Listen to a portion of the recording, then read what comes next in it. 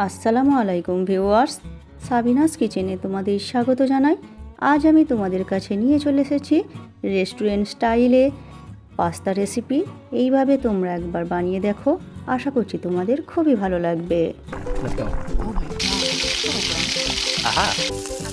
Yes.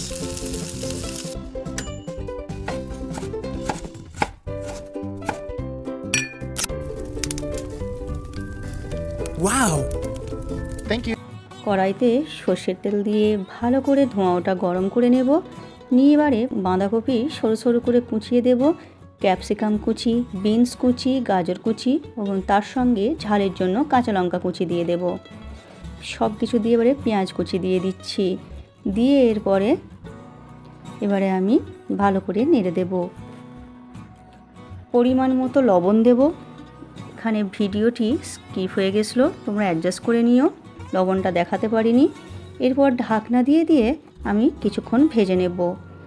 এই সবজিগুলো আমি একেবারে সেদ্ধ করে ভাজবো না, হালকা কাঁচা থাকবে তেমনভাবে রেখে দেব, তাই তোমরা সেইভাবে ভাজা করে নেবে।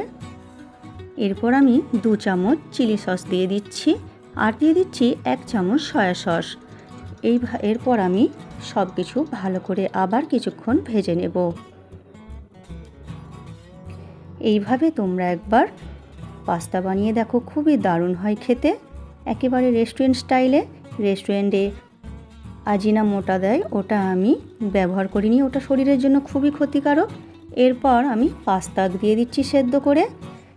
এরপর পরিমাণ মতো লবণ, 1 চামচ মিট মশলা গুঁড়ো, আর 1/2 চামচ গোলমরিচের গুঁড়ো, আর 1 চামচ চিনি দিয়ে দিচ্ছি। এরপর আমি এইটা এবারে ভালো করে কিছুক্ষণ ভেজে নেব। পাস্তা দেওয়ার পর কিছুক্ষণ ভালো করে ভেজে নিলে সবজির সঙ্গে পাস্তা দারুণ মজে যায় এবং খেতেও খুব দারুণ হয়। এরপর তোমরা গরম গরম পরিবেশন করো সকালের জলখাবারে বা সন্ধ্যা স্ন্যাক্স হিসাবে। আমার রেসিপিটি ফেসবুক থেকে দেখলে ফলো করে দিও, ইউটিউব থেকে দেখলে সাবস্ক্রাইব করে পাশে থেকো। আমার রেসিপিটি শেষ পর্যন্ত দেখার জন্য তোমাদের অনেক অনেক ধন্যবাদ রইল।